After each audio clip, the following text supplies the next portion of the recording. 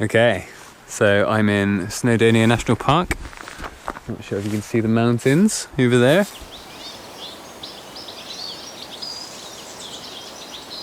It is, what time is it? 7 o'clock in the evening.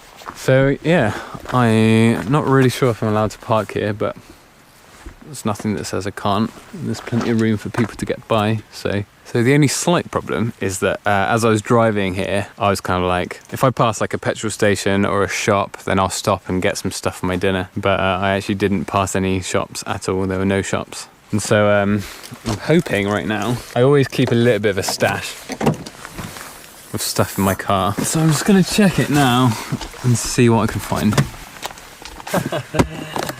That is hilarious. Maple syrup and sugar. Oh, that is, it's like solidified.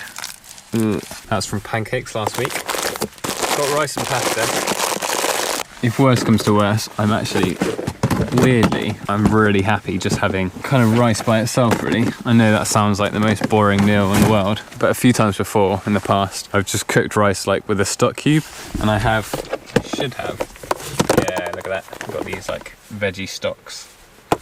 It's part of my stash. And actually, you know, like, I'm really happy having that as a meal. But let's see what else I have. So I've got hot chocolate. These are actually normally for guests. Did not realise I had that. Garlic. Got porridge oats and raisins in here. Actually, do you know, I might bring that and have breakfast tomorrow morning. Might wake up early and have breakfast. Because I haven't done that in ages. I really like doing that. So, in these... This was like the packaging for my water bottles, and I kept them because they're really nice kind of containers. Don't know if you can see, they fit like perfectly. Tins. Theoretically, I have one savoury one, and normally it's full of like baked beans or like tinned food. And normally there are two in there because it fits two, but there's just one at the moment, so I need to refill that. So I have got baked beans, and then in here, this is like the sweet tins. Rice pudding, and I've just noticed that I do actually have this as well, peach slices in juice. There's actually quite a lot of food here. It's starting to get quite dark now, but I'm all ready. I've just changed, got my walking boots on. In terms of what I'm bringing with me then, obviously this is my normal bag, which has got my hammock, my tarp, my sleeping bag liner, my pyjamas, my under blanket, extra paracord. I've also got a front pocket. Now I'll show you this properly another time probably, but I've got a little front pocket here which basically has like all the extra little things like a basic knife and some spare birch bark. If I need to, I can just come out to the forest with that, and it has everything I need really to at least sleep and make a fire. And then here, just got my bushcraft knife for splitting logs in case it gets wet. I am bringing the maple syrup actually to have for my breakfast, which is over here. My porridge is in there. In here I've got my rice and my vegetable stock, which is what I went for in the end. It was like either that or baked beans, and kind of, I like rice. Gone for a bit of hot chocolate to have afterwards. Gone for the peach slices for dessert. And this is my Laplander saw. This is my food for free, very basic foraging book. Got like a little blanket thing. Got 2 bottles of water, one for dinner, one for breakfast. Got my baby wipes, my billy can, and obviously a bowl, and my mug here. And that's it. Right, so it's getting well and truly dark now. I'm on my way into the forest. It feels so good to be out somewhere that's quiet, you know. So often a lot of the time I camp and you can hear like the background noise of a road in the distance, whereas here, it's just really quiet, which I absolutely love.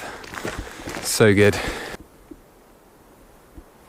So, I don't know if you can see, but I've got 2 bags on. This is my camping bag, and that's actually my work bag. Basically, I just brought that because, I don't know, I'm sure nothing will happen, but you know, I just didn't think it was wise to leave like my laptop and hard drives and stuff like that in the car. I just felt better about bringing it with me, basically. The other reason is because I would actually like to, you know, I don't know if there'll be time, but I would like to get a bit of editing done in my hammock once I've had my dinner. Might spend like an hour or so trying to edit because I'm like 4 vlogs behind. I think it's just because I'm really busy with work, so all day I'm just doing work stuff, and then in the evening obviously I'm heading out into the forest, and so like I haven't found a good time slot yet in my sort of normal routine to edit. So yeah, I might do a bit of that tonight.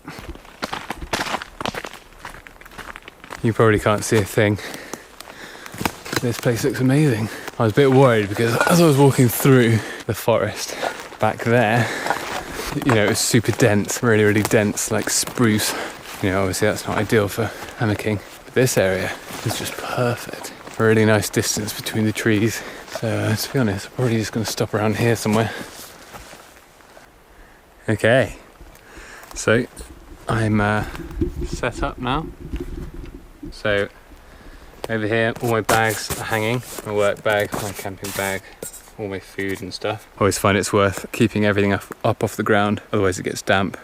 Also, if there are things like ticks around, then they'll climb onto my bag and then climb from my bag onto me. And so, as a kind of rule of thumb, even when I don't really need to, yeah, I like to keep everything up off the ground as much as I can.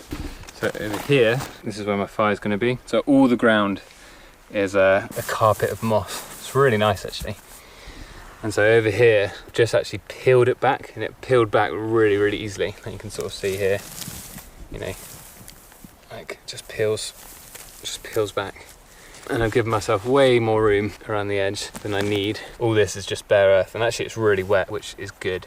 I'm not sure if you can see, but I've made like a raft. It's like pretty tiny actually, kind of smaller than my hand. And it's a double layered one. So I've got the first layer there and the second layer. And basically what I would do is kind of make a good bed of embers and make it almost self-feeding fire, because these will burn first and then these will burn second. Obviously it keeps the fire up off the wet ground, which is good. There we are.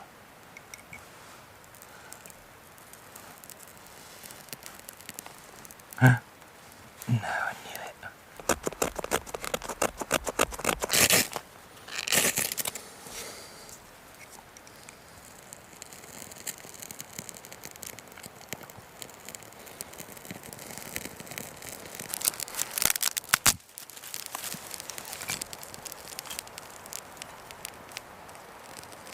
It's funny, when I'm first lighting the fire, the wind is a real nuisance because it blows out this sort of tiny fragile flame. But at this stage, wind is actually quite helpful.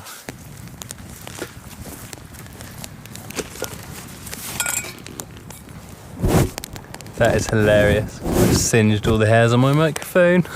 I genuinely think that's a good thing actually, because so often when I'm editing I just see the little dangly hairs at the top here, and I was thinking of like cutting them off, so maybe I don't need to anymore.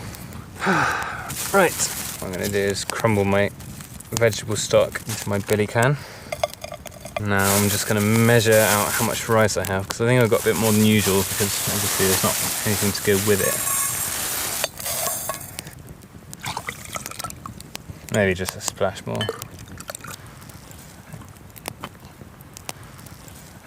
There we are. Right, rice is on the go. Wind's picking up. I think it is forecast to rain a bit later on actually.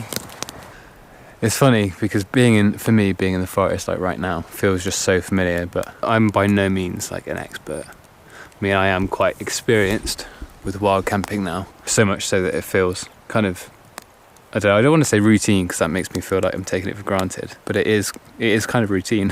You know, well, it is physically routine, you know, every day. And so for me, you know, the equivalent of like heading home and, I don't know, chilling out for the evening is going to the forest and setting up. But you know, one of the things that really kind of excited me about starting this kind of lifestyle was just learning all the skills. And I'm still totally learning, you know, I still make massive mistakes all the time. But you know, the skills I'm learning are incredibly empowering, because here I am in the middle of Snowdonia National Park. There's no signal, no shops, not very much.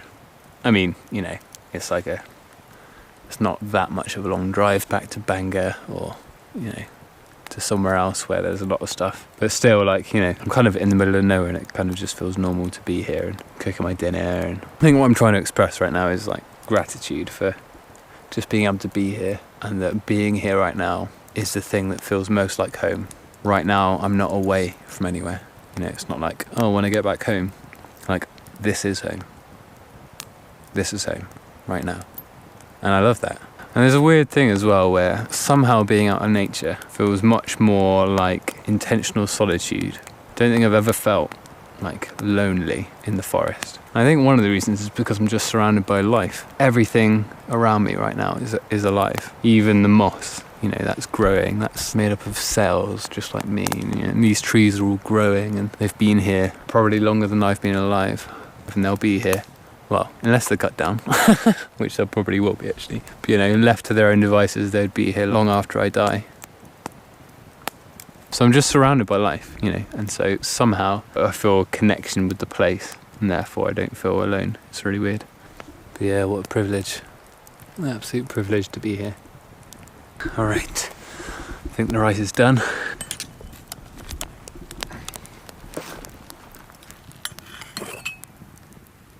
So good. Sometimes I eat like a king, and other times just eat very, very simply. Come on, look at that. That looks so good. That is really, really, really tasty as well. Just like perfectly done. Before I enjoy that too much, get this bloody can back on the fire for my hot chocolate. And I've got plenty of water left for my breakfast. So my fire is doing a good job of boiling my water. And right now, don't know how much you can see, I'm sat in my hammock doing a bit of editing. This one is vlog episode. Yeah, it went well. 8. 2 of these, DD under blankets, but you know how it's going pretty well, I think. Can you even see a thing? So I'm actually kind of leaning against my sleeping bag here.